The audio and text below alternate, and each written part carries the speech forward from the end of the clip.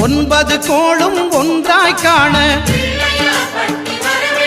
அங்கு கற்பகம் என்னும் கடவுளின் மெய்யில் சூரியன் முதலாய் 9 கிரகமும் பலவித குணங்களை கொண்டிருக்கும் எங்கள் கற்பக தருவில் அவை வரும்போது ஒன்றாய் சேர்ந்து பலனளிக்கும்.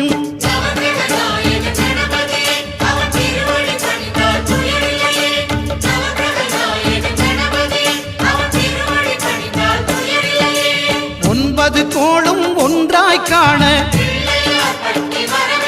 அங்கு கற்பகம் என்னும் கடவுளின் மெய்யில்